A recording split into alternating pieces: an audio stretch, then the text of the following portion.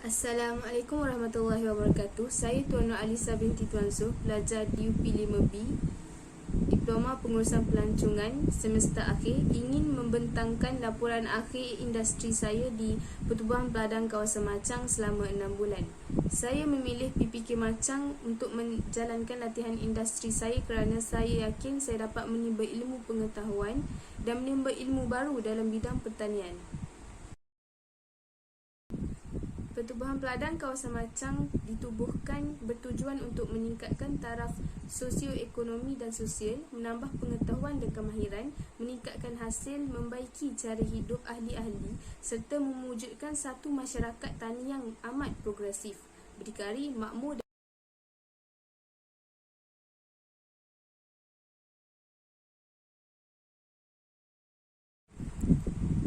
Pertubuhan Peladang Kawasan Machang mengendali 4 daerah utama di Kawasan Machang dengan keluasan 396 km persegi, iaitu daerah Temangan, daerah Panyik, daerah Pangkal Meleret dan juga daerah Ulusat. Seterusnya, visi dan misi PPK Machang. Visi PPK Machang adalah Pertubuhan Peladang Kawasan Machang sebagai sebuah badan perniagaan berasaskan pertanian yang kompetitif dan berdikari. Manakala misi PPK Machang adalah meningkatkan taraf sosioekonomi komuniti Peladang dengan tadbir urus yang baik serta profesional. Seterusnya adalah hala tuju Pertubuhan Peladang Kawasan Machang pada 2021 sehingga sekarang ialah Kedai Perniagaan Input Pertanian PPK Machang. Jadi, Kedai Perniagaan Input telah ditubuhkan di depan PPK Machang sendiri sehingga sekarang. Dan seterusnya ialah mengaktifkan Pusat Pengumpulan Padi PPK Machang. Pusat Pengumpulan Padi PPK Machang juga telah diwujudkan pada 2021 lalu di belakang PPK Machang sendiri dan masih aktif sehingga sekarang. Dan yang ketiga, memperkasa mini estate padi secara kelompok dan pemasaran padi di PPK Machang. Dan yang akhir sekali ialah melaksanakan projek tanaman kelapa sawit secara korporat PPK Machang dan melalui kaedah kerjasama dengan ahli oleh PPK Machang. Pertubuhan Peladang Kawasan Machang diketuai oleh Encik Muhammad Mansuri bin Awan Noor, iaitu pengurus besar PPK Machang, dan di bawahnya ialah 5 pegawai tertinggi, iaitu pengurus akaun, pengurus pembangunan MAP, pengurus hal ehwal korporat, pengurus pengangkutan tani SBPKP dan juga pengurus pentadbiran. Dan yang lain-lain jawatan ialah kerani hal ehwal korporat, kerani SBPKP seramai 2 orang, iaitu Puan Nur Azlina dan juga Puan Mazlina. Pegawai-pegawai dan juga pengurus besar dan juga kerani-kerani telah menjalankan tugas mereka dengan baik sepanjang saya berada dalam PPK Machang dan telah memberi saya satu ilmu yang baru. Seterusnya ialah peta lokasi PPK Machang. PPK Machang terletak di tengah-tengah bandar Machang dan ia merupakan lokasi yang sangat strategik untuk pesawah-pesawah ke PPK Machang kerana betul-betul di tengah bandar Machang. Terdapat pelbagai skop kerja yang telah dilaksanakan oleh saya sepanjang tempoh latihan industri di PPK Machang sehingga saya dapat menimba ilmu dan pengetahuan mengenai alam pekerjaan dan juga alam pertanian. Pertama sekali ialah merekod baja padi keluar dan masuk SBPKP. Untuk pengetahuan semua, SBPKP ialah skim baja padi kerajaan persekutuan.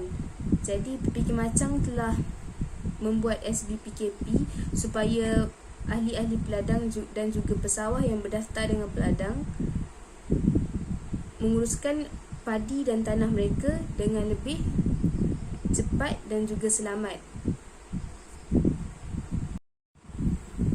Apabila baja NPK, sebatian, bio dan juga urea sampai di stor PPK Machang, saya akan menguruskan stok dan juga mengira berapa banyak baja yang keluar dan juga masuk. Dan saya juga mengawasi setiap pemandu lori yang mengambil baja untuk dihantar ke rumah pesawah-pesawah supaya tidak berlakunya penyelewengan. Seterusnya ialah menguruskan projek fertigasi cili di ladang. Ladang projek fertigasi terletak di belakang tanah PPK Macang, dekat dengan pejabat yang saya selalu duduk. Jadi saya selalu turun padang untuk menguruskan cili-cili dan juga untuk menyiram pokok-pokok sehingga dia besar dan sedia untuk dipetik. Dan seterusnya ialah skim racun kerajaan Malaysia. Apabila pesawah-pesawah dan ahli peladang telah menghantar borang skim baja padi kepada SBPKP, pegawai SBPKP, pegawai SBPKP akan menguruskan skim racun kerajaan Malaysia dan akan memasukkan data-data tentang racun yang telah diambil. Seterusnya ialah dokumentasi. Borang pendaftaran baja padi pesawah yang telah dihantar ke PPK Macang mengikut musim akan didokumentasikan dan diletakkan di dalam fail mengikut unit. Seperti yang saya kata tadi, sebanyak 36 unit yang berada di bawah kendali PPK Macang mereka akan ada fail mereka sendiri dan maklumat-maklumat pesawah akan diletakkan di dalam fail supaya senang untuk dirujuk kembali. Dan fail-fail yang diwujudkan ini tidak sewenang-wenangnya akan dilupuskan dan dibuang begitu saja. Jadi kami akan melupuskan fail-fail yang berkaitan pesawah pada musim-musim tertentu pada 2 tahun ataupun 3 tahun ke depan, baru kami akan lupuskan fail-fail ni. Dan seterusnya ialah stok keluar masuk baja. Apabila baja yang sampai daripada nafas yang dihantar ke stor baja PPK Macang, saya dan juga kerani SBPKP akan menulis dan mengira stok keluar masuk baja supaya tiada penyelewengan yang berlaku. Dan stok keluar masuk baja juga ditanda mengikut unit, dan dalam unit tu ada nama-nama pesawah di unit berkenaan. Ini kerana bila kita menanda nama-nama pesawah, senang bagi pemandu lori untuk mengklaim balik duit hantaran baja ke rumah untuk diklaim di pejabat PPK Macang. Dan seterusnya ialah tugas saya yang terakhir di PPK Macang adalah mengisi sabun untuk dihantar ke sekolah yang ada kontrak dengan PPK Macang. Jadi PPK Macang selain daripada menguruskan hal-hal padi, PPK Macang juga mengambil projek kontrak sekolah, kontrak pembersihan. Jadi saya telah mengisi sabun, plastik sampah dan juga barang-barangan untuk cucian untuk dihantar ke 6 buah sekolah di daerah Macang. Sebelum mesyuarat agung PPK Macang kali ke-42 berlangsung, pegawai-pegawai yang bertugas telah membahagi tugas-tugas kepada pegawai-pegawai, kerani-kerani dan juga saya. Dan tugas saya ialah di bahagian pendaftaran, bahagian hadiah dan juga bahagian kupon.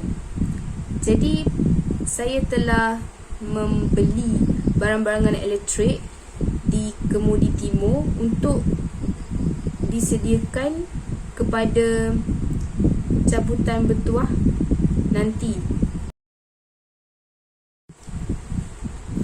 Seterusnya ialah cadangan yang saya ingin utarakan kepada pihak Politeknik. Terdapat 2 cadangan. Yang pertama ialah penerangan aktiviti yang harus dipelajari oleh pelajar selama menjalani LI haruslah diberikan kepada pegawai ataupun supervisor pelajar bagi memudahkan penempatan pelajar dan membolehkan mereka mengaplikasikan teori yang telah dipelajari.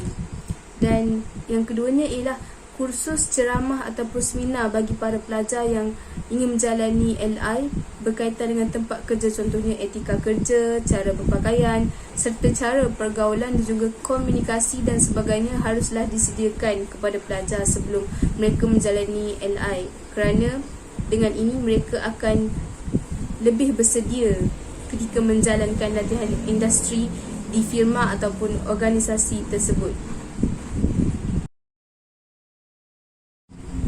Secara kesimpulannya ialah menjalani latihan industri ialah satu kewajipan yang diwajibkan kepada pelajar politeknik, dan hal ini demikian kerana latihan industri memberikan pelbagai manfaat, kebaikan dan juga pengalaman yang dapat pelajar atau dapat sebagai seorang pelatih dapat ilmu pengetahuan tu. Selain itu, latihan industri juga menjadi pendorong kepada pelajar untuk terus menceburkan diri dalam bidang masing-masing, khususnya kursus yang diambil oleh pelatih di PTSS iaitu bidang Diploma Pengurusan Pelancongan.